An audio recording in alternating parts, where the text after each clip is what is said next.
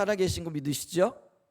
살아계시다라는 거는 지금도 일하고 계시다라는 그런 의미가 되어지죠. 그럼 하나님 일하시는데 어떻게 일하고 계시느냐? 성령을 통해서 일하고 계시다라는 거죠. 그래서 우리가 성령의 일반적인 성격이라 그럴까요? 그래서 칠중 성령과 관련되어졌을 때 성령이 어떤 역할들을 하시는가 이 부분을 좀 살펴봤고요. 그 다음에 이제 지난 주간에 우리가 이렇게 살펴보기를 성령의 그 운행하심, 나타나심이, 일하심이 두 가지 영역에서 이렇게 우리 가운데 일하고 계시다. 하나는 우리의 내적인 영역에서, 그래서 이게 우리가 성령 충만과 관련이 되어지는 거죠. 그래서 우리의 삶을 인도하시고 또 빚으시고 또 어떤 면에서는 훈련하시고 이렇게 성숙해 하시는 역할들을 하고 계시죠. 뭘 통해서 우리 안에서 말씀을 생각나게 하시고 또 하나님의 의도와 의중을 깨닫게 하시고 또 훈련에 대처할 수 있는 어떤 힘과 능력들을 또 공급하시고 또 이런 어떤 것들을 통해서 우리가 이제 빚어지면서 여기 다른 말로 얘기하면은 신앙의 성숙과 인격적인 성숙이 일어난다라는 거죠. 근데 성령의 역사는요 또 이렇게 우리 안에서뿐만 아니라 때로는 바깥으로도 나타나죠. 이제 그걸 우리가 다른 말로 얘기하면은 성령의 온적인 역사 혹은 행하시는 역사라 이렇게 이야기를 했고요. 그게 이제 은사와 관련이 되어진다 이렇게 얘기를 했죠. 그럼 이제 이 은사는 우리 가운데 어떻게 임하느냐 했을 때 어떤 분들은 이 은사를 얘기할 때 우리가 예수 믿게 되어질 때 하나님께서 우리에게 주신 것이다라고 이렇게 얘기를 하죠. 이제 이걸 어떤 면에서 보면 동기적인 은사라 이렇게 얘기해서 예를 들면은 그 하나님께서 우리에게 주신 성품과 굉장히 밀접한 연관들이 있어요. 예를 들면 우리 안에 왜 다른 사람에게 없는 어떤 자비의 마음 있잖아요. 또 어떤 때는 긍휼히 여기는 마음. 또 어떤 사람들을 향해서 굉장히 세심한, 그러니까 다른 사람에게는 없는데 굉장히 그 어떤 세심한 마음들 이런 것들 있죠. 이런 것들은 근데 성품과 관련이 되어져요. 그래서 하나님께서 이런 성품들을 우리에게 달란트로 주시고 이 성품들을 통해서 하나님의 일들을 이루어 가세요. 이제 그걸 우리가 은사적인 측면에서 봐요. 근데 요것보다도 더 활발하게 나타나는 성령으로 봤을 때는 성령이 하나님께서의 어떤 목적을 이루시기 위하여 우리 가운데 나타나시고 행하신다라는 거죠. 예를 들면 이런 거예요. 우리가 이게 교회 안에 병든 분들이 계시잖아요. 그러면 우리가 병든 분들을 보면은 당연히 어떻게 해야 되죠? 병든 자를 위하여 기도하라 그랬으니까 우리는 그 병든 분을 붙잡고 주님께서 일하시고 고쳐주시기를 위하여 기도해야 되잖아요. 근데 이때는요 우리가 내재되어져 있는 아까 말했던 내 안에 그게 있느냐 없느냐 이것과는 상관없다라는 거예요. 근데 우리는 뭐예요? 말씀에 순종해 가지고 병든 분들을 위해서 기도해 줘야 되는 거예요. 그러면 내가 그 말씀에 순종해서 병든 분들을 위하여 기도하게 되어지면은 그때 성령께서 그 하나님의 목적을 이루시기 위하여 나하고는 상관없이 그 병든 분을 위하여 기도할 때 성령이 역사하시는 거예요. 그래서 병이 낫기도 하고요. 또 때로는 뭐예요? 영적인 어둠 가운데 있는 어둠들이 쫓겨나기도 하고요. 이러면서 놀라운 하나님의 역사가 일어나는 거죠. 이걸 가르쳐서 우리가 성령의 나타남이라 이렇게 얘기를 합니다. 그래서 지난 주간에 우리가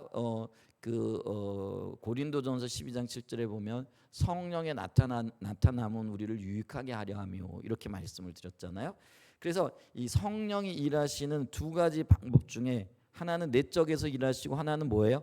외적으로 일하신다라는 거예요. 근데 이거를 이제 그 성령의 나타남이다라고 이렇게 얘기할 때 우리가 그 성령의 전체적인 어떤 부분을 봤을 때에 성령의 은사와 관련되어졌을 때는 나타남으로서의 은사가 훨씬 더 활발하고 그리고 성경의 많은 부분들을 할애해서 우리에게 가르쳐주고 있다라는 것들을 우리에게 봤죠. 그러면은 이 성령의 은사가 나타남으로써 우리에게 임한다라고 했을 때에 우리는 이제 두 가지 부분을 결론적으로 좀 말씀드릴 수 있다라는 거죠. 그게 뭐냐면은 모든 성도들을 통하여, 그러니까 그게 어린아이일 수도 있어요. 그리고 연약한 분들일 수도 있어요. 심지어는 예수 믿은 지 얼마 안 된 분들도 가능하다라는 거예요. 그러니까 모든 성도들을 통해 모든 종류의 은사들이 나타날 수 있다라는 거예요. 요거는 굉장히 어떤 면에 보면은 우리는 은사를 보면은 굉장히 성숙한 사람 혹은 기도 많이 하는 사람 뭐 이런 사람을 통해서 은사가 나타날 거라 이렇게 생각하죠. 근데 그게 아니라는 거예요. 성경에는 하나님의 뜻을 이루기 위해서 심지어는 어린아이를 통해서도 그리고 예수 믿은 지 얼마 안 되는 분들을 통해서도 하나님은 하나님의 일을 하실 수 있다라는 거예요. 그게 하나님께서 성령을 통하여 우리 가운데 하나님의 일을 행하시는 방법 중에 하나라는 거죠. 그다음에 이제 두 번째 결론은 뭐냐면은 우리의 삶과 특히 예배로 모일 때에 성령께서 여러 가지 모양으로 나타나셔서 사람들을 구원해 주시고 그리고 우리가 그 고린도전서 12장에 보면은 우리가 예배로 모일 때 찬송시도 있고 그다음에 예언의 말씀도 있고 이제 여러 가지 어떤 것들이 나타나는데 특별히 성령의 나타남이 언제 강력하게 나타나느냐면은요. 우리가 이렇게 모여 가지고 예배할 때도요.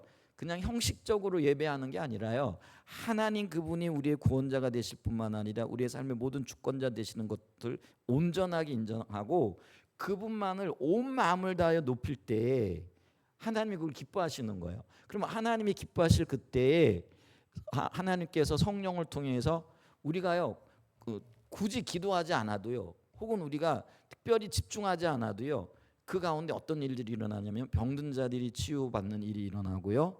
그 다음에 어둠의 역사들이 쫓겨나기도 하고요. 우리 안에 평강과 안식이 있고요. 또 하나님의 일이 더 선명하게 비춰지고 깨달아지는 역사들이 있게 되어지는 거예요. 그러니까 예배가 그만큼 중요하다라는 거예요. 그래서 우리가 예배할 때 그냥 시간을 때우듯이가 아니라요. 우리가 이렇게 시간을 들여서 긴 시간을 예배자 예배를 할 때 예배가 하나님을 높이는 거잖아요. 그러니까 하나님을 높이는 것에 있어서 가장 중요한 수단이 찬양과 경배라는 거예요. 그러니까 찬양과 경배를 우리는요 노래를 불러 제끼는 게 아니라 가사 하나하나에 우리의 마음을 담아서 하나님께 영광을 돌리고 그분이 행하신 그 일들을 기뻐하고 또 더 놀라운 은혜들로 함께하여 주시기를 갈망하는 마음으로 서게 된다라는 거죠. 그래 이럴 때 가장 중요한 게 뭐예요? 예배자의 마음과 예배자의 자세가 굉장히 중요하다라는 것이죠. 이제 그럴 때 하나님께서 이 예배 가운데 성령님을 나타내시고 드러내시는 거예요. 이제 그러면서 어떤 일들이 있어요? 구원의 역사가 있고요. 그러니까 하나님을 더 알게 되어지는 일들이 있어요. 성령의 역사하심으로 하나님 그분이 어떤 분이시고 그분이 이 시간 어떤 일들을 행하기를 원하시고 또 그분이 우리를 부르심이 무엇이고 이런 어떤 것들을 더 분명하게 보여주신다라는 거예요. 근데 그런 비침이 우리가 예배 가운데 있느냐라는 거예요. 근데 그게 오늘날 너무나도 이게 멀게 느껴지는 거잖아요. 마치 하나님은 저 구종 궁궐 뒤에 숨어가지고 우리가 어떻게 하시는지 이렇게 보고 계신. 그래서 하나님과 우리가 너무나 떨어져 있는. 근데 그게 아니고요. 성경은 그리고 신앙은 하나님과 우리가 좀 뭐 표현이 불경스럽게 들릴지 모르지만은요 뒤엉켜 있는 거라는 거예요. 그러니까 하나님과 우리가 함께 뒤엉켜 가지고 관계를 통해서 살아가는 것 그게 우리의 신앙생활이고 우리가 하나님을 경험해야 할 어떤 그 방법이 되어져야 된다라는 것들이죠. 그래서 우리가 언제 하나님을 만나고 하나님과 뒤엉키느냐 그게 바로 우리가 예배할 때라는 거죠. 온 마음으로 주님을 찾을 때라는 거죠. 우리의 마음이 온전히 주님 앞에 쏟아질 때라는 거죠. 그럴 때 하나님이 우리에게 구원을 주시고 치유하시고 우리의 삶을 세워주시고 또 주님의 길을 선명하게 비춰주셔서 우리로 하여금 인도하여 주신다라는 거죠. 그러면서 우리는 기대하고 또 기도함을 통해서 하나님을 더 경험해가는 그런 역사가 있게 되어진다라는 거죠. 여러분 이 예배에 대한 기대감이 있으세요? 그리고 예배할 때 주님이 나와 지금 함께하고 계시다. 그리고 지금 이 공간에 눈에 보이지 않으시지만은 함께하고 계시다라는 그런 어떤 충만한 임재에 대한 어떤 뭐랄까요 이 느낌 예배가 뭐 느낌은 아니죠. 근데 그게 있느냐라는 거예요. 그 기쁨이 있느냐라는 거예요. 예배하고 난 다음에 주님을 만나고 주님을 만나면은 우리의 삶의 모든 문제들 혹은 우리의 모든 갈망들이 해소되어지는 거예요. 그래서 있잖아요. 예배 예배 드리러 올 때와 예배 드리고 난 다음이 당연히 달라져야 되는 거잖아요. 근데 그게 있느냐라는 거죠. 그런 은혜가 있었으면 참 좋겠어요. 그래서 우리가 이 예배로 모일 때 성령께서 강력하게 일하시고 나타내신다라는 것들을 우리가 기억을 해야 되겠습니다. 자, 그게 이제 지난 주간에 우리가 살펴봤던 이야기들이고요. 오늘 조금 더 이야기를 전진시켜서 특별히 성령의 나타남으로서의 은사들에 대해서 좀 더 구체적으로 그리고 전반적인 것들을 좀 살펴보기를 원하는데요. 첫 번째 성령의 은사. 그러면 은사라는 말이 어떤 의미를 가지고 있느냐라면은요. 은사라는 이 헬라어 단어가 카리스마예요. 여러분 카리스마라는 말을 많이 들어봤죠. 어떤 면들은 이 카리스마 그러면은 뭐 권위라든지 어떤 강력한 능력이라든지, 근데 어떤 사람을 보면은 이게 권위가 있는 사람처럼 느껴지는 사람 있잖아요. 그래서 저 사람은 카리스마가 있다 뭐 이렇게 이야기를 하는데요. 근데 이 카리스마라는 헬라어는요, 다른 말로 얘기하면은요, 그 은혜에서 나온 말이에요. 은혜라는 말이 카리스라는 그런 은혜이고요. 그래서 이 그 하나님이 우리에게 값없이 베푸시는 선물이 은혜인데, 근데 은사는 뭐냐면은요, 하나님께서 이 은혜를 우리에게 허락하셨다라는 그런 의미예요. 그래서 허락하시는 은혜다라고 이렇게 볼 수가 있죠. 근데 은혜를 근데 우리가 값없이 베푸시는 선물로 이해를 하게 되면은 이 은혜를 허락하셨다, 뭐 우리에게 선물 주셨나, 이제 이 정도 선에서 그치게 되는 거예요. 근데 이 은혜의 이해를 우리가 성경적인 개념에서 보게 되어지면은 이 은혜는 뭐냐면은 하나님께서 행하시고자 하시는 그 일들을 이루실 수 있도록 우리에게 주시는 하나님의 능력이에요. 그러니까 이 은혜가 감정적인 영역뿐만 아니라 하나님의 뜻을 이루는 강력한 능력과 관련이 되어진다라는 거예요. 그래서 이게 은사라고 얘기했을 때 이 하나님의 강력한 능력이, 그러니까 하나님의 행하시고자 하시는 그 일을 이루시기 위한 능력이 우리 가운데 부어진다라는 그런 의미가 되는 거예요. 그래서 그거를 카리스마 혹은 은혜, 허락하시는 은혜라고 이야기를 하죠. 그래서 로마서 12장 6절에 보면은요, 우리에게 주신 은혜대로 받은 은사가 각각 다르니 이렇게 이야기를 하고 있거든요. 그래서 하나님께서 우리에게 은혜대로 은사를 주셨는데 사람마다 다르다라는 거예요. 사람마다 다를 뿐만 아니라 하나님의 목적이 나타나고 일이 이루어지는데 시대마다 혹은 공간에 따라서 또 사람에 따라서 달라질 수 있겠죠. 그러니까 당연히 사람에 따라 가지고 이 은사들이 다르게 나타날 수밖에 없다라는 거예요. 그래서 이 은사가 뭐냐? 허락하시는 하나님의 은혜고 그것이 우리 가운데 나타나는 것이다. 이렇게 이해하면 되실 것 같고요. 그 다음에 이 은사에는요, 길이 있어요. 그러니까 길이라 그러니까 뭐냐면은요, 그러니까 은사가 흐르는 길 혹은 동기라고 이야기를 할 수 있다라는 거죠. 그러니까 하나님의 능력이 부어지는 데는요, 아무 때나 부어지는 게 아니라요, 하나님이 목적하신 바가 있고, 그리고 이 하나님께서 이 목적을 따라 혹은 길을 따라, 그리고 이 은사가 나타날 때 이 은사가 나타나기를 원하는 동기가 뭐냐라는 거예요. 그래서 이 동기에 의해 가지고 이 은사가 나타나기도 하고 안 나타나기도 해요. 그래서 이 길을 우리가 잘 기억해야 된다라는 거죠. 한마디로 얘기하면은요, 이 은사의 길은요, 사랑이에요. 그러니까 사랑을 통해서 은사가 흘러가야 돼요. 근데 여기 만약에 다른 동기가 끼어들게 되면 어떤 일들이 나타날까요? 예를 들면 이럴 수 있잖아요. 개인의 욕망을 채우기 위해, 혹은 어떤 개인의 어떤 뭐라 그럴까요? 원함들, 또 사람들에게 자기를 과시하려고 하는 어떤 것들, 이런 것들 때문에 은사가 행해지거나 혹은 은사를 사모한다. 그러면은 만약에 그 은사가 나타나게 되면은요, 이 은사 때문에 여러 사람 다치게 되어지는 일들이 일어나게 된다라는 거예요. 그러니까 이 은사는요, 그게 소유적인 은사든 혹은 나타남으로써의 은사가 되어졌든지 간에 사랑이라는 길을 따라 행하지 않게 되면은요, 하나님의 뜻이 어그러져요. 그리고 여러 사람들이 피해를 보게 되거나 그게 하나님의 능력과 관련이 되기 때문에 엄청난 부정적인 영향들이 나타날 수 있다라는 것들을 기억해야 됩니다. 그래서 이 은사의 길, 은사의 동기가 사랑이어야 된다라는 걸 기억하면서 우리가 고린도전서 12장 31절 말씀을 한번 볼 수 있는데요. 고린도전서 12장 31절에 보면은 너희는 더욱 큰 은사를 사모하라 내가 또한 가장 좋은 길을 너희에게 보이리라 이렇게 얘기를 하죠.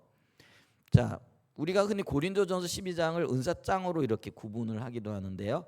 마지막 절이에요. 근데 마지막 절에 너희는 더욱 큰 은사를 사모하라.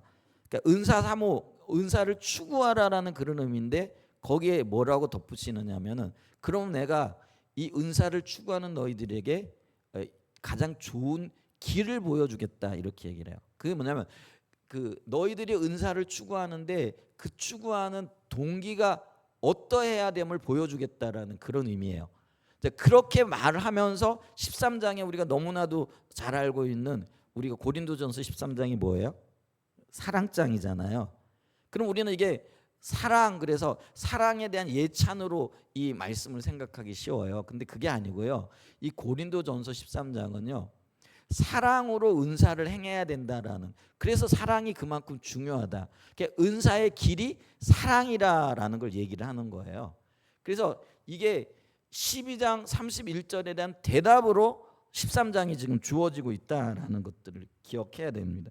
그러면서 13장 1절에 곧바로 뭐라고 얘기를 하냐면요.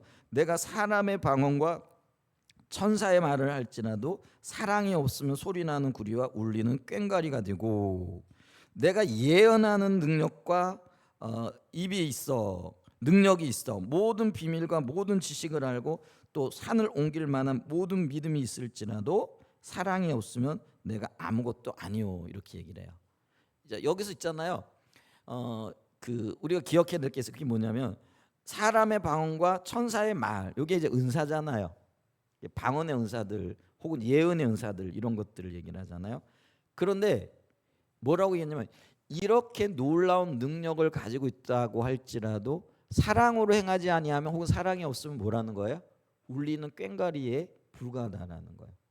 그 다음에 2절에도 13장 2절에도 보면은 내가 예언하는 능력이 있고 모든 비밀과 모든 지식을 알고 또 산을 옮길 만한 모든 믿음이 있을지라도, 이 가장 강력한 믿음의 은사를 얘기를 하는 거예요. 여러분 이 믿음이요, 하나님을 신뢰하는 믿음도 있지만은요, 하나님께서 은사로서 어떤 상황들 속에 반드시 이것이 이루어질 것이라는 분명한 확신을 갖게 하는 믿음이 있어요. 그러니까 믿음도 두 종류예요. 표현이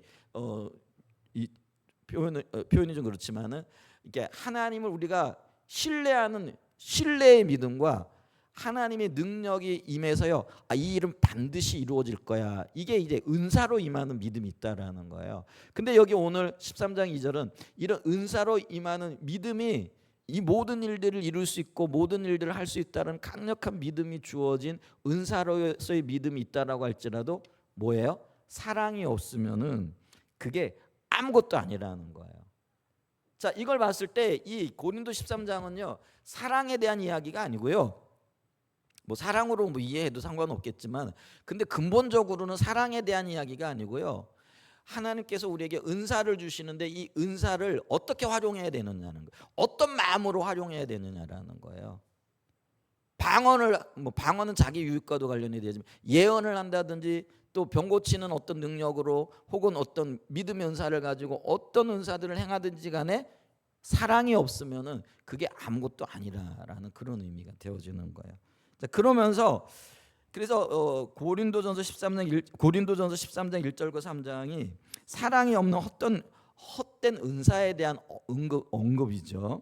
자, 그러면서 이제 4절로 들어가게 되어지면서 자, 사랑이 없으면 그게 헛된 것인데 그러면은 사랑이 뭐지? 그럼 어떤 사랑을 가지고 이 은사를 행해야 되지? 이제 이걸 가르쳐 주고 있다라는 거예요.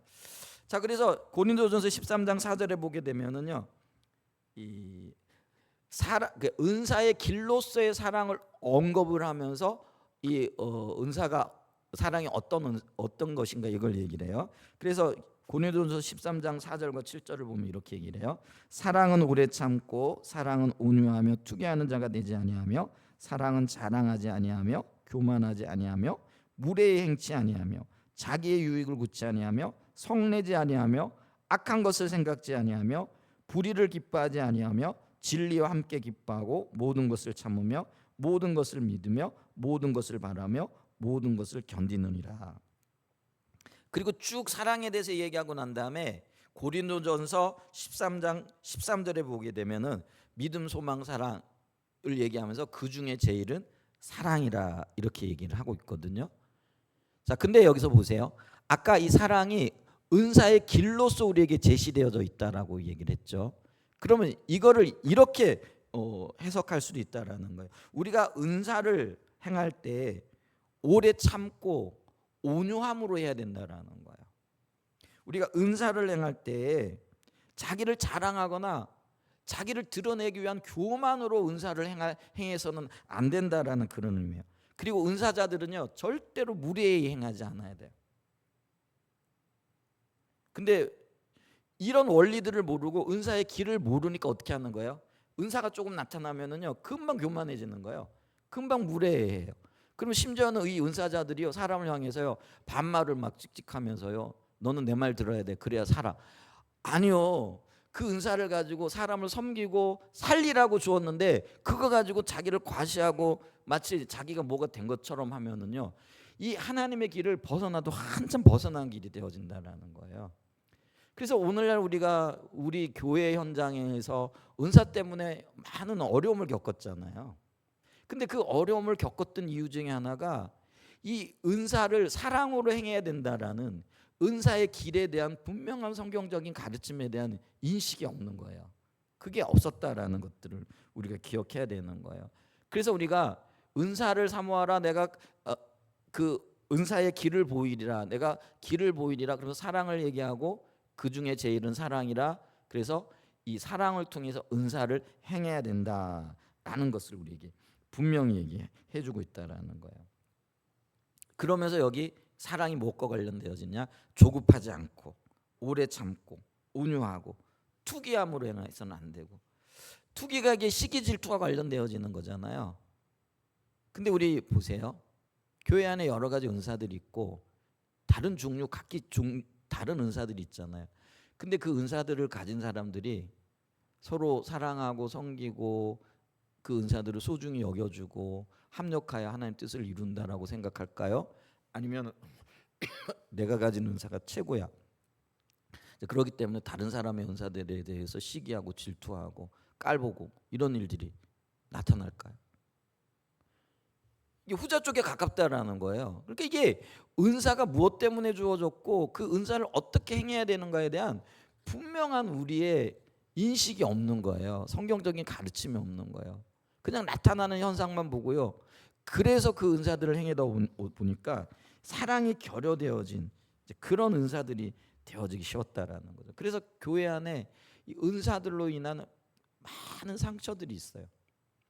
그러니까 은사가 나타나면은 나중에 좀 살펴보겠지만 은사가 나타나는 목적이 뭐예요? 교회를 세우는 것이고 하나님의 백성들을 유익하게 하기 위함이라 그랬거든요. 그럼 은사가 교회를 세웠어요? 은사가 하나님 백성들을 유익하게 했어요? 아니요. 오늘날 우리가 봤을 때 은사가 오히려 교회를 허물었어요. 은사가 오히려 뭐라 그럴까요? 성도들을 피폐하게 했어요. 서로 나뉘게 했어요.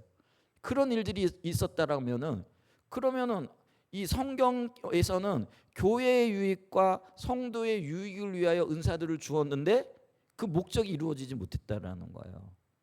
하나님이 원래 의도하셨던 의도가 이루어지지 않았다라는 것들을 우리가 기억해야 돼요. 그럴 때 우리가 기억해야 할 건 뭐예요? 은사는 사랑의 마음을, 사랑의 동기를 가지고 해야 돼. 긍휼의 마음이 있어야 돼. 긍휼의 마음이라는 게 아버지의 마음인 거예요. 왜 하나님께서 내게 은사를 행하게 하시고 은사를 주셨는가?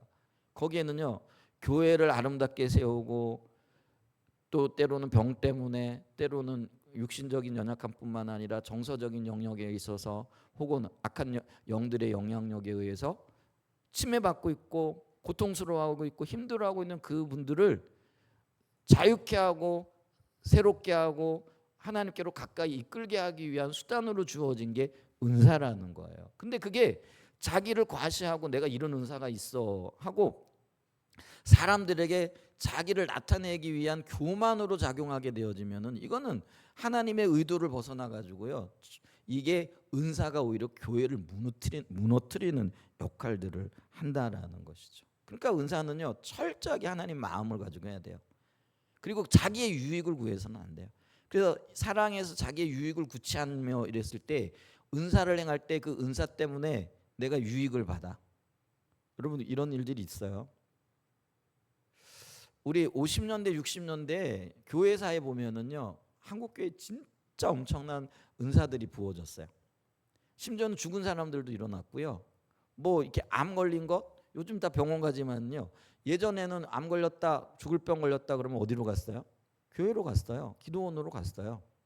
그러면 거기에 은사자들이 있고 함께 기도할 때 많은 사람들이 뭐 암도 고침받았고요. 죽은 사람들도 살아나는 일들이 있었어요. 실제로 그런 일이 있었어요. 우리 권사님들 유명한 권사님들 많아요. 제가 이름 대면은 아실 만한 분들도 계세요. 그렇죠? 뭐 우성 권사님, 어떤 권사님 지금도 그런 분들이 계세요. 엄청난 은사죠. 복된 일이죠. 근데 그 복된 은사를 가지고 사람을 치유하고 죽은 자도 살아나고 병든 것들이 살아나니까요. 그게 은사가 나중에 어떻게 되냐면요. 자기의 치부를 위한 수단이 되어져 버렸어요. 처음에는 사람들이요. 병이 치유되어지고 그러니까 고마워서 이게 감사헌금도 하고 뭐 맛있는 것도 사 드세요. 옷도 좀 입으세요. 뭐 이러면서 가지고 왔어요. 처음에는 그런 것들이 굉장히 겸손하게 하나님께서 은혜를 베푸시는 것보다 그리고 그걸 받아서 유익하게 썼을 거예요. 근데 이제 그게 점점 습관이 되어지고 버릇이 되어지니까 어떻게 되어져요? 자기 개인의 삶을 윤택하게 하는 치부의 수단으로 굳어져 버린 거예요. 그게 은사가 타락한 거예요. 여러분 은사를 행할 때 내가 돈벌이 수단으로 은사 사용하면 돼요, 안 돼요? 그게 목사님이 되어졌건 권사님이 되어졌건 장로님이 되어졌건 하나님께서 은혜의 선물로 주의 역사를 이루게 주신 게 은사잖아요. 그러면 값없이 받았으니까 값없이 써야죠. 그게 하나님의 의도잖아요. 그럴 때 사람이 유익되게 되고요. 교회가 세워지는 거예요. 근데 거기에 내 욕심이 들어가잖아요. 그러면은 이게 엄청난 결과들을 가지고 오는 거예요. 그러니까 은사 때문에 교회가 나뉘어지는 거예요. 은사 때문에 사람이 교만하게 되어지는 그런 일들이 근데 사랑은 자기의 유익을 굳지 않고 그게 어떤 말이에요? 은사를 행할 때 자기의 어떤 개인적인 유익을 구해가지고 그거 하지 말라는 그런 그러니까 은사의 길에 대한 이야기라는 거예요. 고린도전서 13장이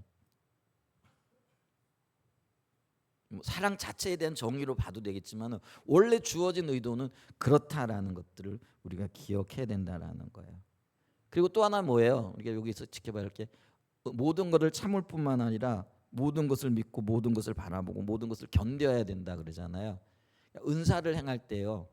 참고 견디고 인내하고 섬겨야 돼요. 여러분 우리가 이 섬김이 쉽지 않죠.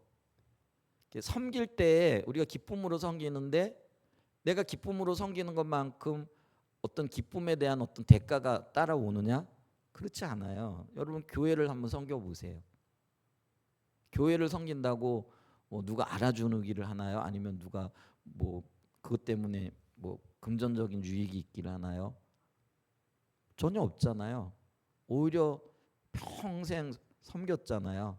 근데 돌아오는 건 어떤 때는 오해, 또 때로는 질시, 때로는 손가락질 뭐 이런 것들 때문에 고통스러운 경우들이 많이 있을 수 있잖아요. 근데 그게 주님으로부터 왔다면은 사랑은 오래 참고 견디는 다른 말로 얘기하면 이게 은사가 그냥 받았으니 그냥 나눠주는 섬김이잖아요. 근데 이 섬길 때 오래 참고 견디고 하나님 뜻이 이루어지는 그것이 내 기쁨이 되어져서 그냥 그것으로 족한 거예요. 그래야 된다라는 거죠. 여러분 그러실 수 있으시겠어요? 섬기면서 어떤 대가를 요구하고 그걸 기대하고 그게 없으면 짜증이 나고 그래서 막 어느 시점이 되면 이걸 내가 해야 되나 말아야 되나 때려쳐 말아 뭐 이런 식으로 고민하고 갈등할 거 그거 아니에요. 주님은 우리에게 오래 참으라고 견뎌내라고 얘기를 하고 있거든요. 그게 섬기는 자의 삶이라는 거예요. 목사로서 제가 여러분들을 뭐 감히 섬긴다라고까지는 말을 못하겠지만은 또 여러분들도 교회를 유익되게 하기 위하여 주의 일을 감당해 나가잖아요. 사랑으로 해야 된다는 거. 우리에게 주님께서 힘을 주셨고 능력을 주셨기 때문에 내가 원하는 어떤 대가가 없다고 해가지고요. 금방 어떤 면에서는 좌절하고 낙심하고 이거 계속 해야 돼 말아야 돼. 이거는 온전한 섬김도 아니고요. 주님이 주신 마음도 아니라는 거예요. 은사와 관련되어져서 이 사랑을 살펴보게 되어지면 이런 것들이 분명하게 보여진다. 우리가 얼마나 지금 바르지 못한 자세와 그리고 바르지 못한 어떤 삶을 가지고 여기까지 왔는가. 그 결과가 교회가 무너지는 일들이었다라는 거죠. 한국 교회가 이렇게 지금 무너져 있잖아요. 건강한 교회예요? 그렇게 우리가 우리 교회를 돌아볼 때도 건강하려고 애를 쓰지만 건강하지 못한 교회이잖아요. 그럼 우리 주변의 교회들 건강한 교회가 되어져야 되는데 지금 건강하지 못하잖아요. 그러니까 주님의 은혜가 절실히 필요한 거예요. 근데 내가 건강하지 못하는 것을 인식하는 것과 인식하지 못하는 것 차이는 여러분 엄청난 차이가 있잖아요. 왜 우리가 건강검진을 미리 하는 이유가 뭐예요? 내 몸에 이제 건강하지 못하다는 어떤 것들이 보여지면 대비할 수 있잖아요. 그리고 그걸 어떻게 뭐랄까 잘 가꾸면서 돌볼 수 있잖아요. 근데 나는 건강해. 뭐 이렇게 자신하다가 어느 날 갑자기 보면은요 쓰러지시는 경우들도 있더라고요. 그러니까 우리가 이걸 봐야 돼요. 우리 교회는요 건강하기를 추구하는 교회지만은 우리 교회는요 문제가 많은 교회예요. 그 얘기는 뭐냐면 주님의 은혜가 절실히 필요하다는 거예요.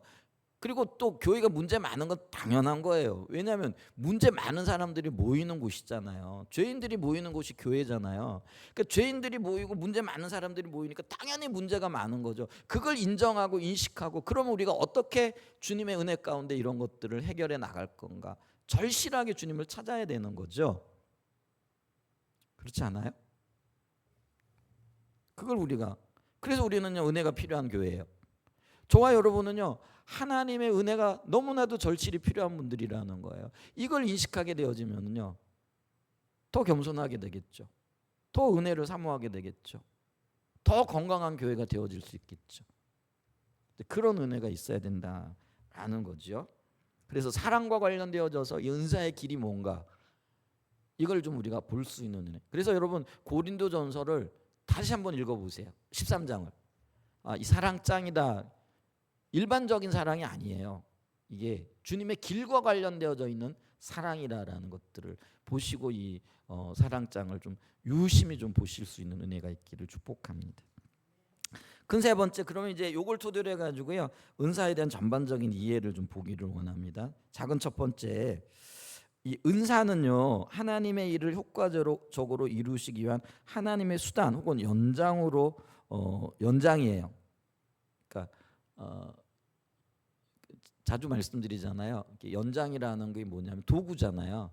예를 들면 우리가 밭을 일굴 때 호미로 하는 거하고 삽으로 하는 거하고 포크레인으로 하는 거하고 이게 일의 성과가 달라질 수밖에 없겠죠. 마찬가지로 은사가 강력하다라는 거는요 우리 손에 도구가 달라지는 거예요. 그러니까 호미를 쥐고 있느냐 삽을 쥐고 있느냐 포크레인을 쥐고 있느냐 이거에 따라 가지고요 일의 양이 달라진다라는 거예요. 근데 그게 은사라는 거예요. 하나님께서 우리에게 은사를 주셔서요 그 강력한 은사를 더 부어 주셔서 그래서 더욱 은사를 사모하라 이렇게 얘기를 하는 거예요. 그 은사를 가지고 어떤 일들을 하게 되어지면은요 하나님의 일이 훨씬 더 효과적이라는 거예요. 그러니까 예를 들면 병 고치는 은사를 받은 분이 병든 분들을 위하여 기도하면은요 병이 더 쉽게 낫는 거예요. 그럼 하나님의 일이 그만큼 더 수월하게 이루어지는 거예요. 그런 일들이 일어나는 거죠. 자, 이것과 관련되어져서요. 이게 우리에게 수단으로 도구로 주어졌는데 사역을 위한 하나님의 은혜의 선물이라는 거예요. 이 은사가. 그렇기 때문에 이 은사가요. 우리의 노력의 대가나 아니면 우리가 뭘 잘했기 때문에 주어지는 상급이 아니라는 사실을 기억을 해야 됩니다. 그러면 은사를 추구하지 말아야 되고 은사를 위해 기도하지 말아야 되나? 그 얘기가 아니고요. 우리에게 주어진 은사 자체가 내가 많이 노력했기 때문에 혹은 내가 많이 기도했기 때문에 주어지는 건 아니라는 걸 기억하셔야 돼요. 근데 이걸 우리가요 공로사상이라고 생각을 하고 있거든요. 공사상이에요. 그러니까 우리는 유교적인 어떤 문화 가운데 자랐기 때문에요. 이 공사상에 대한 견해가 굉장히 많아요. 그러니까 내가 뭘 열심히 하면 하나님께서 나를 더 긍휼히 여기시고 그리고 어떤 상을 더 주실 거야. 이게 아니거든요. 여러분 우리가 뭘 해가지고 구원을 받았나요? 우리가 어떤 노력을 해가지고 하나님의 은혜를 입었나요?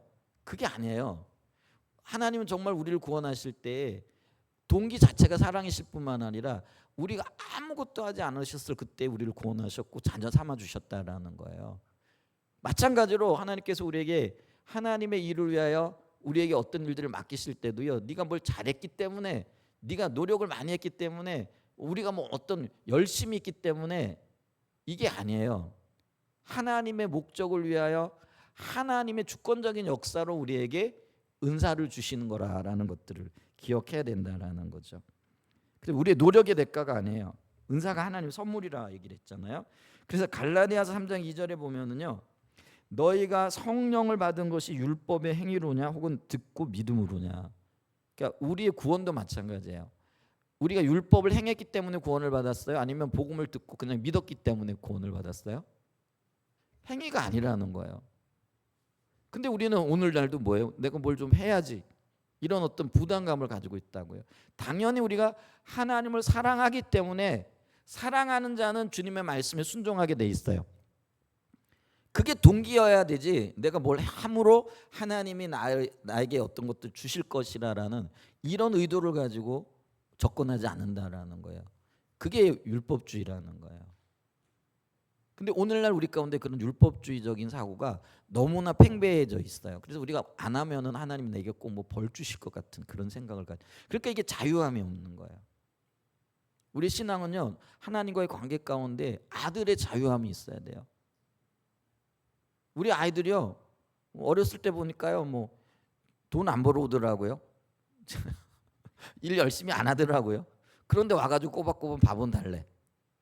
밥 안 주면 밥 안 준다고 투덜투덜 거리더라고요. 그게 왜 그래요? 자녀의 특권인 거예요. 뭘 했기 때문에 집에서 밥 먹는 게 아니라고요. 근데 우리는 뭐예요? 내가 뭘 해야지 밥이라도 얻어먹지. 이게 공사상이고요. 율법의 행위로 하나님 앞에 나가려고 하는 거라고요. 안 해요. 우리 주님 앞에 아무것도 안 해도 너는 내 자녀야. 주님이 이렇게 말씀해 주셨어요. 아멘? 근데 그럼 우리가 왜 그럼 교회 일도 해야 되고 우리에게 맡겨진 해야 되느냐? 우리가 하나님 사랑하기 때문에 그래요. 여러분 우리가 사랑하면은요 돌봐주고 싶잖아요. 사랑하면 섬기고 싶잖아요. 사랑하면은 요구 안 해도 해주고 싶잖아요. 제가 제 아내에게요 밥 해달라 맨날 요구 안 하거든요. 근데 제 아내는요 꼬박꼬박 밥을 해주더라고요. 그리고 과일도 챙겨주더라고요.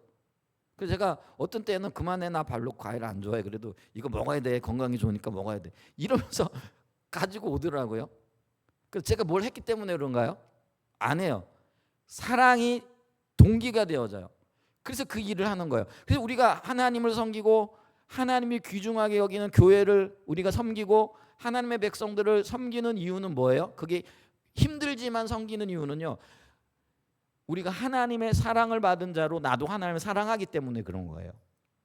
아멘. 그래서 우리가 그걸 분명하게 기억을 해야 된다라는 거죠. 그래서 이 은사도요. 하나님이 우리에게 사랑의 선물로 주신 거지 내가 뭘 했기 때문에 준 게 아니라는 거예요. 갈라디아 3장 5절에도 그걸 분명히 얘기해요. 갈라디아 3장 5절이 이렇게 얘기해요. 너희에게 성령을 주시고 너희 가운데서 능력을 행하시는 이의 일이 율법의 행위에서냐 혹은 듣고 믿음에서냐. 성령을 우리에게 주셨죠. 아멘. 근데 그게 우리가 뭐 율법의 행위에서 난 거냐? 아니라는 거예요. 그럼 뭐예요? 우리가 듣고 믿음으로 하나님이 사랑이시라 그 하나님이 우리를 위해 십자가를 지셨고 죄사함을 주셨다는 그 복음을 듣고 믿음으로 성령이 우리에게 오신 거라는 거예요. 아멘. 자, 야고보서 1장 17절에 이렇게 얘기를 해요. 온갖 좋은 은사와 온전한 선물이 다 위로부터 빛들의 아버지께로부터 내려오나니. 그러니까 우리가 뭘 했기 때문에 빛들의 아버지께서 우리에게 온갖 좋은 은사들을 주시는 게 아니고요. 어떻게 주셨다고요? 하나님의 의도를 따라 하나님 사랑이신 그분이 우리에게 온갖 선물, 은사와 온전한 선물을 우리에게 주셨다라는 거죠. 그렇기 때문에 우리는 이 은사가 상급으로 주어지지 않는다. 우리가 마치 뭐 훈장처럼 받는 게 아니라는 것들을 기억해야 된다는 거죠. 근데 교회 안에 또 저와 여러분들의 의식 안에 우리가 뭘 좀 해야지 그래도 벼룩이 낯짝있지 이러면서 이런 어떤 잘못된 의도들을 가지고 있다라는 거죠. 그래서 이 은사들 또 하나님의 은혜를 마치 우리가 열심히 노력하고 수고로 받을 수 있다라는 생각을 해요.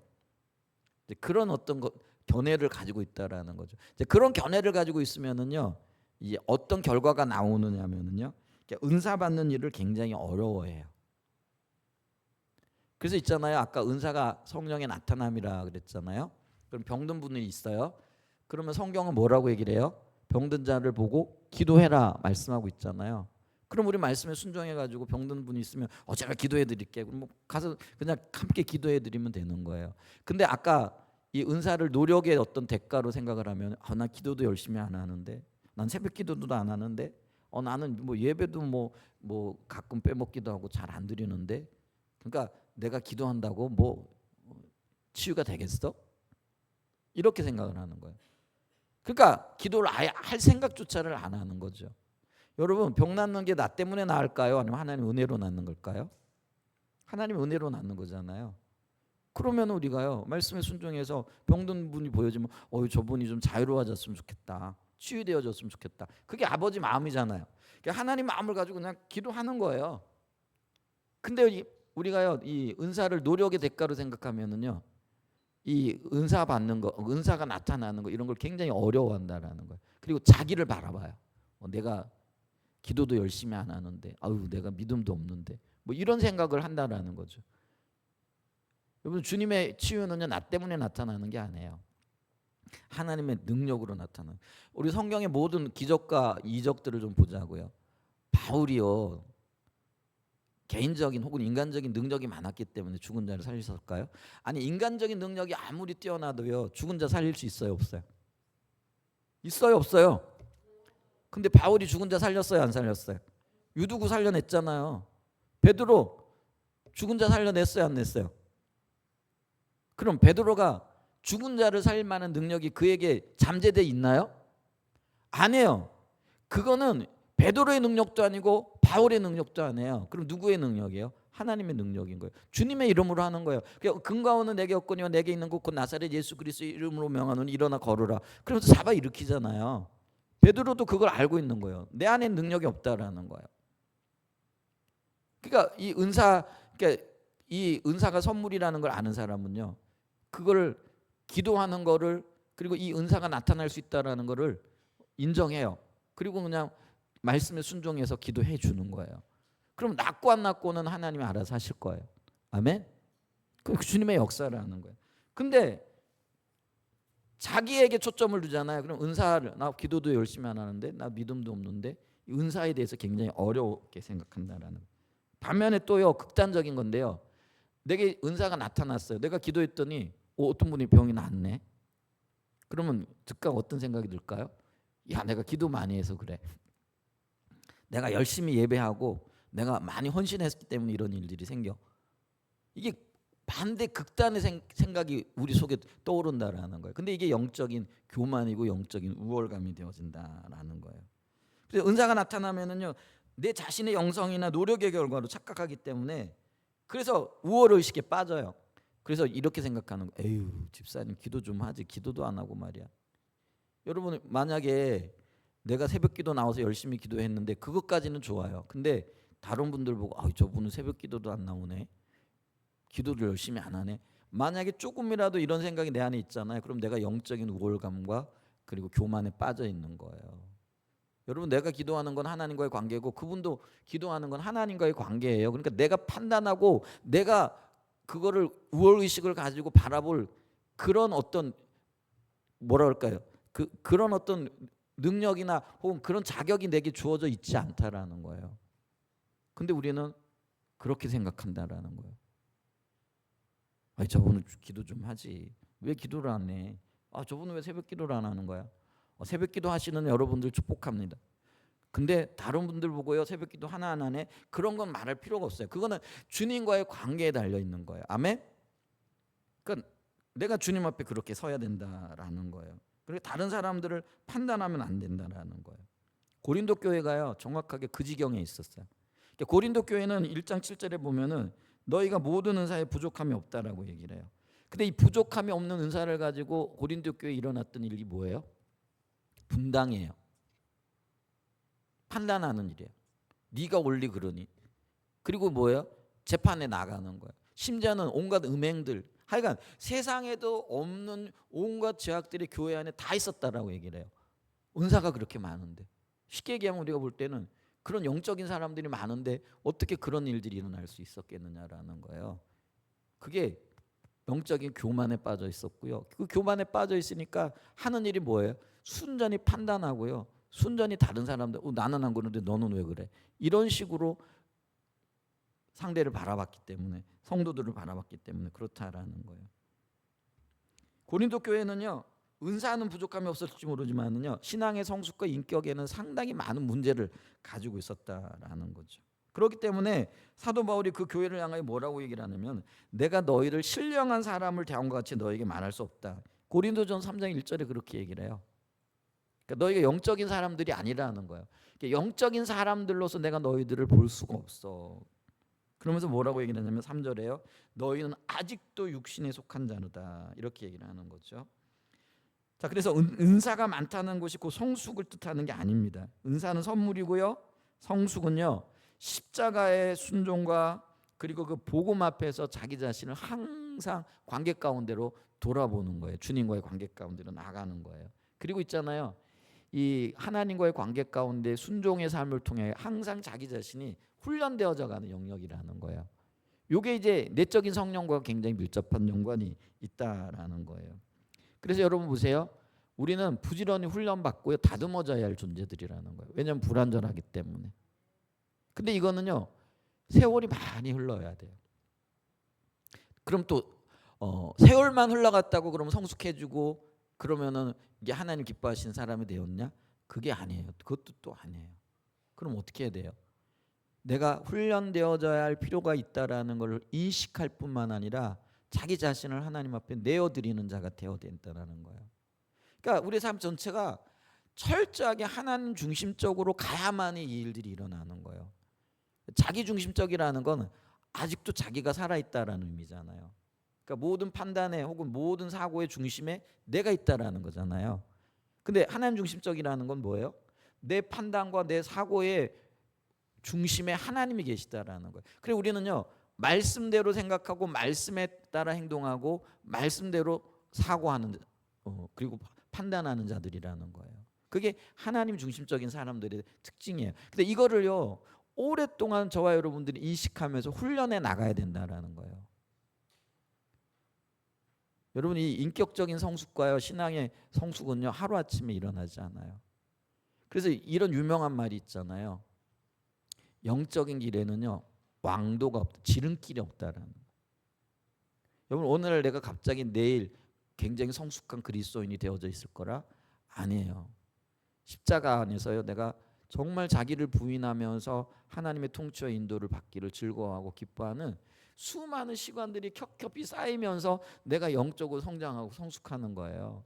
그래서 우리에게 주어진 일들을요 지름길 찾지 마시기 바랍니다. 하나하나 견뎌내시고요 믿음으로 반응하시고요 믿음으로 살아내야 돼요.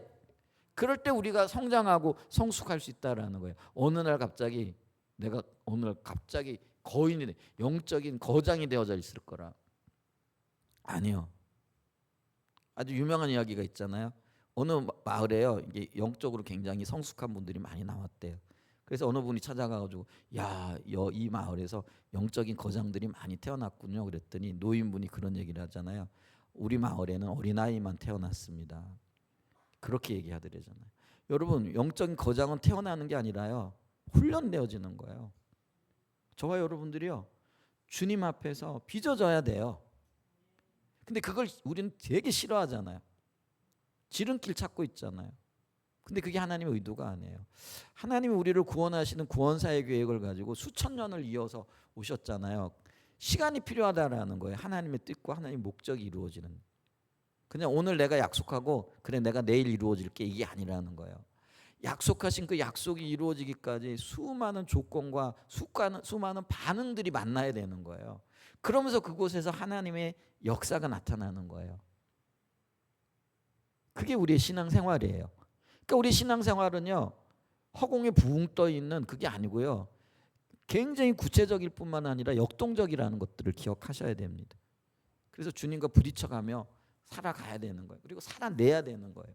그게 우리의 신앙이다라는 것들을 기억해야 된다라는 거죠. 자, 이렇게 또 은사를 또 한편으로 우리의 노력으로 생각한다면 초신자들은요 받을 생각을 않는 거죠. 나는 아직 신앙이 어려. 여러분 신앙이 어리다. 이게 주님의 말씀에 순종하지 않은 이유가 될까요, 안 될까요? 신앙이 어린 사람들은 주님의 말씀에 순종 안 해도 돼요? 아니에요. 똑바로 가르쳐야 돼요. 이 하나님의 말씀의 순종은요, 내가 예수 믿는 그 순간부터 일어나야 되는 거예요. 그럼 말씀에 반응할 수 있도록 가르쳐야 돼요. 그래서 우리는 초신자, 기신자 이렇게 나누는데요. 아니에요. 초신자 때부터 바른 하나님의 말씀을 기다려야 돼요. 그렇죠. 저분이 좀 이렇게 영적으로 성장하고 난 다음에 이렇게 얘기해야지. 그 어려운 말을 얘기하고 그러면은 시험이 들걸요? 아니요. 그렇지 않아요. 똑바로 처음부터 잘 가르쳐야만이 하나님과의 관계 속에서 바른 신앙을 갖게 되어진다라는 거예요. 오늘날 우리의 문제가 그거예요. 그러니까 강단의 메시지가 점점 약해지고 있는 이유 중에 그거예요. 성도들의 신앙이 어리다라는 거죠. 그러니까 어린아이 수준으로 메시지를 자꾸 낮춰가는 거예요. 그러니까 이제 교회의 수준이 점점 낮아지는 거예요. 우리가 주님 말씀대로 살아야 되고 자기를 부인해야 된다라는 거 기본적인 거잖아요. 근데 우리는 그렇게 얘기를 하는 거예요. 아직 어리니까 그래. 그러니까 조금 더 기다려줘야 돼. 아니요. 그게 아니에요. 가장 어릴 때부터 자기를 부인해야 될 것을 가르쳐야 된다라는 거예요. 여러분 이게 우리의 신앙이요 점점요 빚어지고 다듬어지고 앞으로 향해 나가야 되는 거잖아요. 근데 점점 교회 생활 오래 하면 오래 할수록 더 낮아지고 있다고요. 세상적인 기준으로 더 들어가고 있다고요. 초신자 아니에요. 우리는 예수 믿는 순간부터 하나님의 자녀들이고 하나님의 자녀들은 어떻게 해야 돼요? 곧바로 주님의 말씀에 순종해야 돼요.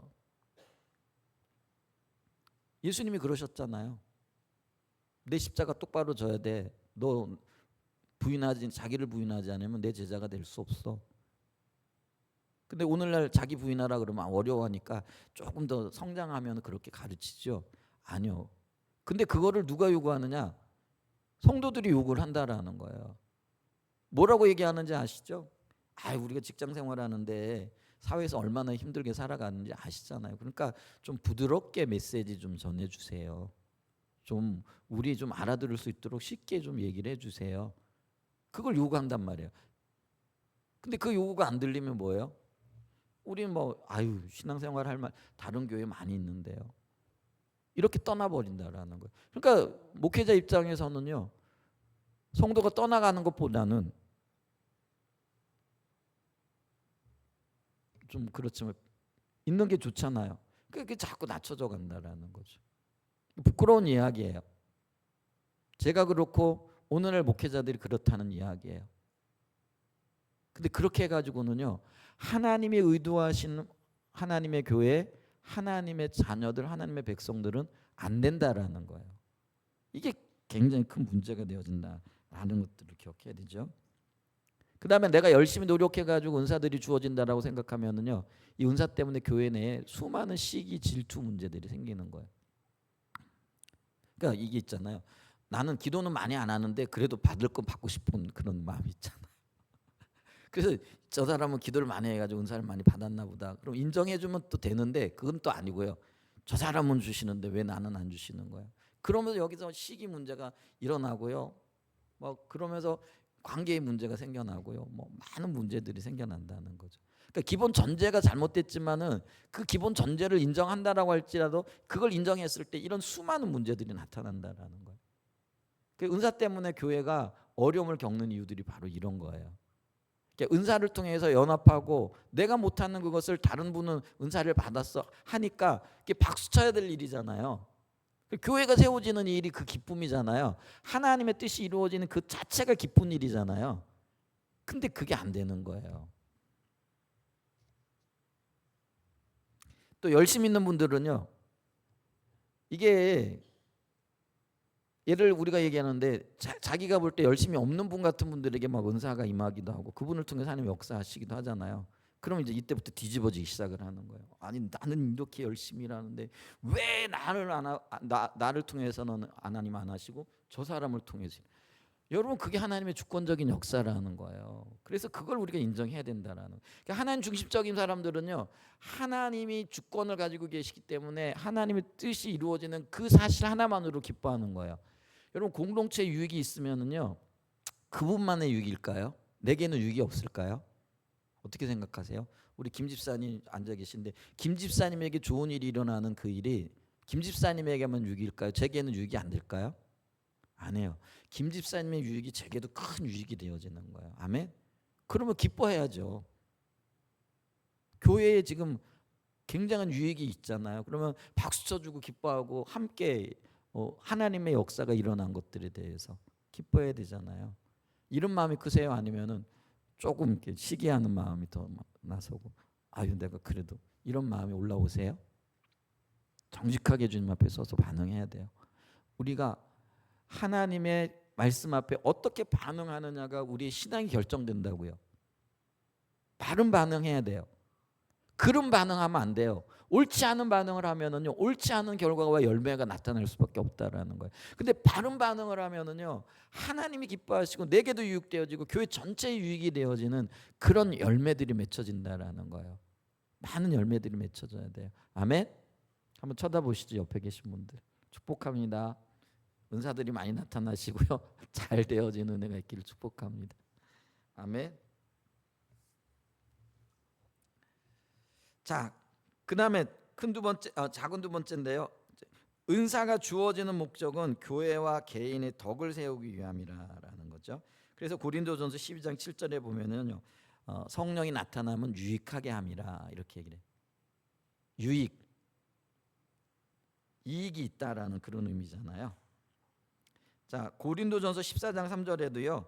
예언하는 자는 사람에게 말하며 덕을 세우며 권면하며 위로하는 것이요. 예언도 은사잖아요. 그래서 덕을 세우고 권면하는 거라. 14장 26절 고린도전서에도요. 모든 것을 덕을 세우기 위하여 하나 이렇게 이야기를 하고 있죠. 그다음에 베드로전서 4장 10절에도 보면은요. 하나님의 여러 가지 은혜를 맡은 선한 청지기 같이 서로 봉사하라 이렇게 얘기를 해요. 그러니까 은사의 목적은요. 덕을 세우기 위함이라는 거예요. 근데 여기서 덕을 세운다라는 것은요. 단순히 뭐 사람을 유익하게 하고 교회에 어떤 좋은 일들이 일어난다 이런 의미만은 아니에요. 그럼 어떤 의미냐면은요. 교회가 혹은 그 하나님의 자녀가 하나님 앞에 세워지는 것을 의미해요. 이 덕을 세운다는 게 이렇게 엄청난 의미가 있어요. 우리가요. 우리에게 어떤 좋은 일이 생기고 유익이 생기고 뭐 없던 것들이 생겨져서 좋다, 편안하다, 기분이 좋다, 즐겁다 이게 아니고요. 덕을 세운다라는 건 우리가 하나님 앞에 똑바로 서는 걸 의미한다라는 거예요. 그러니까 이 은사가요. 교회로 하여금 또 성도들로 하여금 하나님 앞에 바른 길을 찾고 바르게 세워지게 하는 그 일이에요. 그게 덕을 세운다라는 그런 의미가 되어진다라는 거예요. 그래서 이렇게 되어지면 뭐예요? 우리는요 하나님의 관점으로 나를 보게 되어져. 이게 큰 복이잖아요.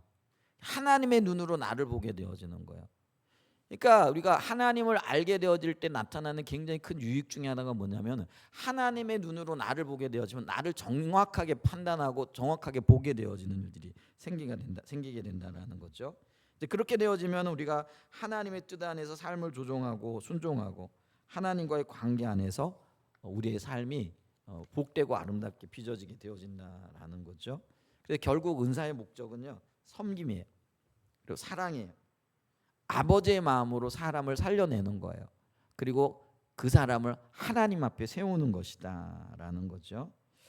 그래서 이 사랑이 없으면은 아무것도 아니라라는 그 말이 주어지는 거라는 거죠. 그래서 은사가 아무리 강하게 나타나도요, 사랑이 없으면 아무것도 아니죠. 그래서 은사는 반드시 사랑의 길, 통로를 통해서 흘러나가야 된다라는 거죠. 자, 그다음에 시간이 많이 되는데 제가 몇 가지만 추려서 그럼 좀 말씀을 드릴게요. 은사가 주어지는 것은 성령의 주권적인 역사라는 거죠. 그래서 고린도전서 12장 11절에 보면은요, 이 모든 일은 같은 한 성령이 행하사 그의 뜻대로 각 사람에게 나누어 주시는 것이니라. 또 히브리서 2장 4절에도 보면은요, 하나님도 표적들과 기사들과 여러 가지 능력과 및 자기의 뜻을 따라 성령이 나누어 주신 것으로서 그들과 함께 증언하셨느니라. 그러니까 은사는요, 성령의 주권 아래 있다라는 거죠. 그래서 우리가 은사를 사모하고 구해야 하지만은요, 우리가 당연히 은사를 사모하고 구해야 돼요. 근데 은사를 조정하려고 해서는 안 된다라는 거죠. 조정하려고 한다. 이게 무서운 말이거든요. 근데 우리가 그런 의도들을 가끔씩 갖고 있다라는 거죠. 그래서 은사는 성령께서 그의 뜻대로 나누어 주시는 거라는 거죠. 그래서 여러분 이거를 이제 고린도전서 12장에 보면 몸의 비유로 이걸 설명해 주고 있는데요. 여러분 예를 들면 나는 입이 되고 싶어, 나는 귀가 되고 싶어, 나는 뭐 다리가 되고 싶어. 내가 원해 가지고 된 거 아니죠. 하나님의 필요에 따라 가지고 입을 만들기도 하시고 귀를 만들기도 하시고 뭐 그 눈을 만들기도 하셨잖아요. 마찬가지로요, 이 은사도요, 하나님의 원함을 따라서 각기 제 몸에 두어진 지체와 같다라는 거예요. 그러니까 우리의 몸을 가장 잘 아시는 분이 하나님이듯이 우리에게 어떤 은사가 필요하고 우리에게 어떤 은사가 주어졌을 때 가장 효과적이고 열매를 맺을 것이 누가 가장 잘 아신다라는 거예요? 성령이 가장 잘 아신다라는 거예요. 그래서 고린도전서 12장 18절에 이렇게 말씀하고 있어요. 그러나 이제 하나님이 그 원하는 대로 지체를 각각 몸에 두셨으니, 이렇게 말씀하심으로써 은사가 하나님의 주권 앞에 있다라는 것을 가르쳐주고 계시죠. 그래서 이 은사가 하나님 앞에 주권 앞에 있다라는 것을 통해서 우리가 배워야 할 세 가지 점이 있는데요.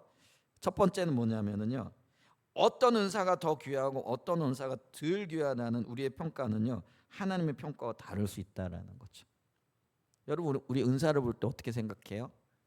이 은사는 조금 더 귀한 것 같아. 이 은사는 뭐, 그래서 우리가 은사도 그렇잖아. 예를 들면 뭐 예언의 은사, 뭐 병 고치는 능력의 은사, 이런 것들 보면은, 근데 뭐 방언의 은사 그러면 이거 누구나 다 아는 거, 뭐 그렇게 생각하기 쉽잖아요. 근데 아니라는 거예요. 은사 자체로서 너무나 귀한 거라는 거예요. 그리고 그걸 소중히 여겨야 된다라는 거예요. 내게 주어진 것들을 너무나 소중하게 여기고 하나님께서 하나님 뜻대로 주셨다라는 거예요. 그래서 이 두 번째는 뭐냐면, 모든 은사는요, 그리스도의 몸을 세우기 위해 굉장히 요긴할 뿐만 아니라 중요한 은사들이 되어진다라는 거예요. 그래서 방언하실 수 있는 분들은요, 부지런히 방언으로 하세요, 개인적으로. 근데 이제 방언할 때는요, 공적인 자리나 아니면 이럴 때는 조금 절제와 자제가 필요해요. 그래서 우리가 은사를 사용할 때도요, 지혜가 필요한 영역들도 있어요. 그 다음에 셋째는 뭐냐면은, 하나님께서 자신의 뜻에 따라 여러 은사를 주셔서 교회를 주신다라는 거죠. 그래서 아까 몸의 비유를 봤잖아요.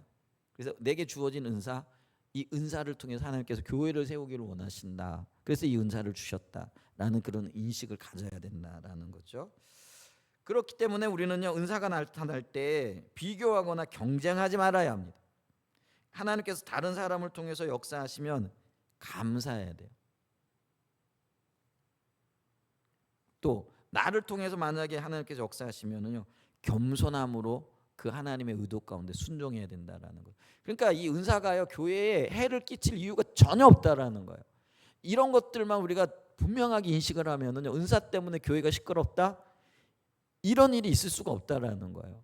근데 이런 것들이 교회 안에 제대로 가르치지 않았다는 얘기예요. 그래서 우리가 이 부분들을 명확하게 인식하고 있어야 된다라는 그런 의미죠.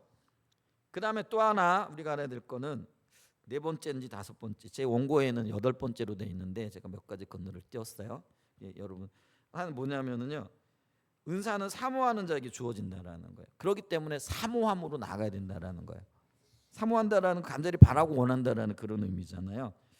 자, 성령의 은사가 주권적으로 주어진다고 해서 우리가 가만히 무관심해도 된다는 뜻은 아니라는 거죠. 왜냐하면 성경은 은사를 사모하라라고 우리에게 말씀하고 있기 때문에 그렇다라는 거죠. 그래서 고린도전서 12장 31절에 너희는 더 큰 은사를 사모하라. 고린도전서 14장 1절에 사랑을 추구하며 신령한 것들을 사모하되 특별히 예언을 하려고 하라. 여기서 예언의 은사가 뛰어나기 때문에 그런 게 아니고요, 이 예언의 은사를 통해서 다른 사람들을 유익하게 할 수 있기 때문에 그렇다는 의미에서 예언의 은사를 사모하라 이렇게 얘기를 하고 있는 거죠. 고린도전서 14장 39절에 보면요, 그런즉 내 형제들아 예언하기를 사모하며 방언 말하기를 금하지 말아라. 그래서 누구나 다 아는 게 그게 방언이 아니라는 거예요. 방언 자체가 굉장히 귀한 은사라는 거예요. 그러니까 우열이 있을 수 없다라는 거예요. 그러니까 어떤 은사든지 사모하고 추구하라라고 이렇게 이야기를 한다라는 거죠.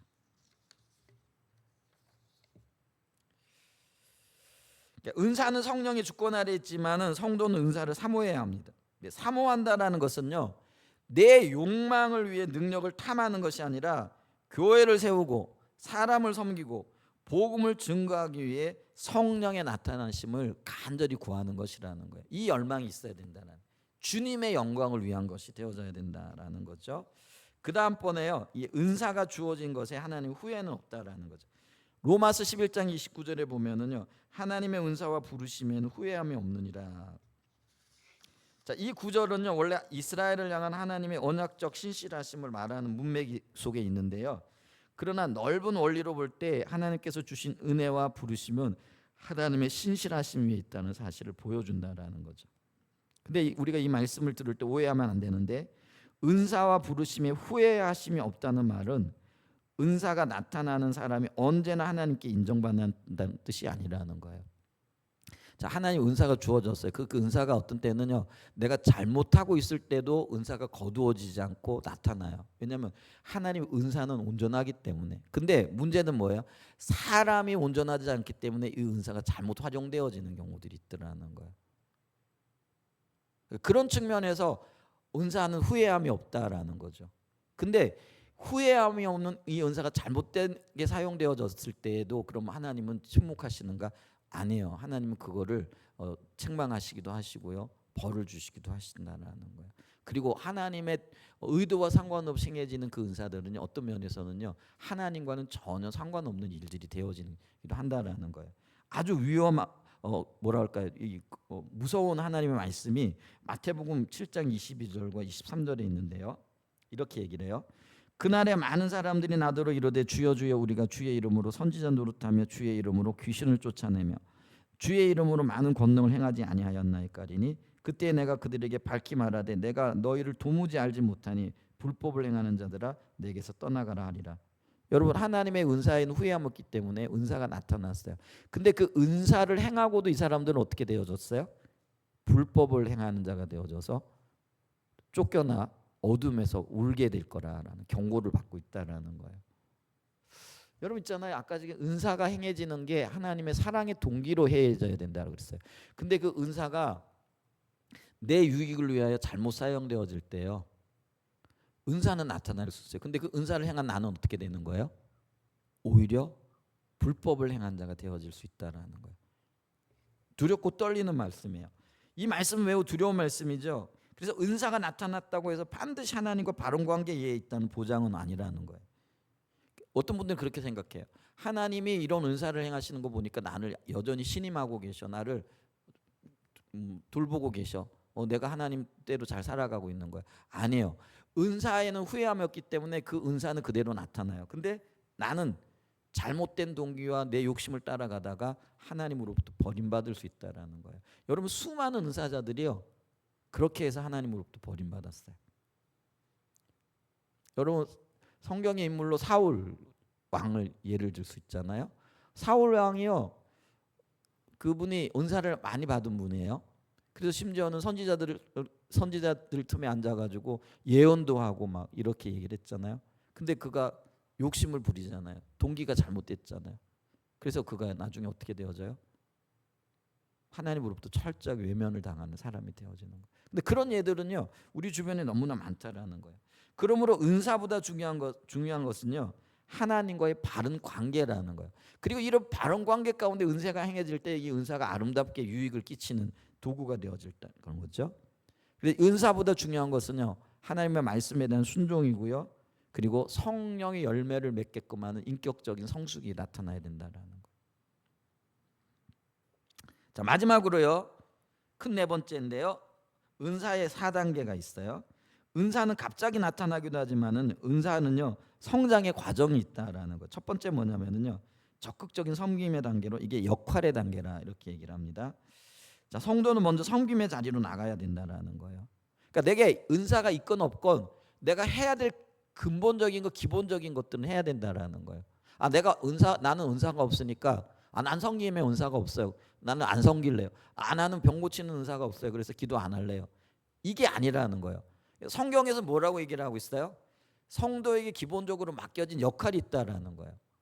그게 뭐예요? 섬김이고, 그게 병든 자를 보면 아버지의 마음을 가지고 기도하는 거고. 그러니까 내가 은사가 있던 없던 상관없는 거예요. 근데 하나님의 말씀에 순종해 가지고 섬기고, 또 병든 자를 보면 기도하고, 또 돌볼 것들이 있으면 돌보고, 또 구제할 일이 있으면 구제를 하는 거예요. 왜냐하면 그건 하나님이 우리에게 명령하신 바니까요. 그러니까 성도의 기본적인 역할들을 해 나가는 거예요.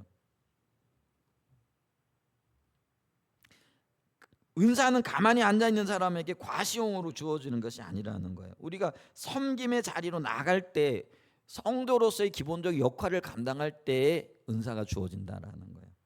자, 두 번째가 뭐냐면은요, 기름 부음의 단계라는 거예요.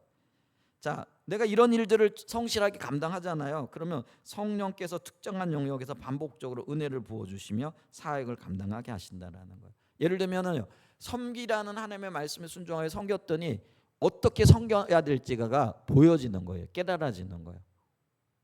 막막했던 어떤 것들이 이렇게 하면 되겠네, 지혜가 주어지는 거예요. 그게 하나님이 지금 기름 부음으로 함께하고 은혜로 은사로 함께하고 계시다라는 거예요. 그게 기름 부음의 단계예요.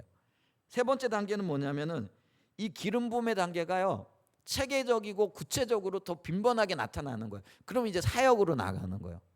그래서 이 사역의 단계는요, 은사가 개인적인 경험을 넘어서 사람을 세우고 공동체를 섬기는 사역으로 확장된다라는 거예요.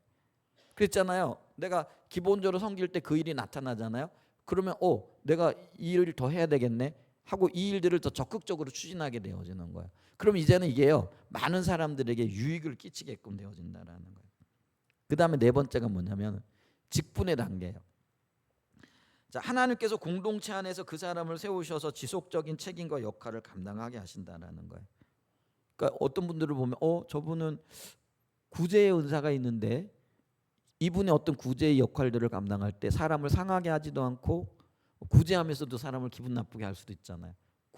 받으면서도 사람이 상처를 받을 수 있잖아요. 근데 이 구제가 은사가 있는 분들은요, 구제를 통해 가지고 어떻게 구제하고 이걸 알게 돼요. 그렇게 은사로서 자리를 잡게 되는 거예요. 그러면 이제 이분은 어떻게 하는 거예요? 이분은 우리 교회에 구제위원장으로 세워야 되겠다. 이게 직분이 맡겨진다라는 거예요. 그러니까 단계가 있는 거예요. 훈련을 받으면서 빈번하게 어떤 역할들이 나타난다라는 거예요. 자, 이 단계에서 중요한 것은 은사가 나타났으니 곧 직분자가 되어야 한다는 것이 아니고요, 하나님이 세우시는 때와 방식이 있는데 은사는 반드시 인격과 또 질서에 대한 순종과 공동체의 분별과 책임성이 함께 자라나야 된다라는 것들을 기억해야 된다라는 거죠.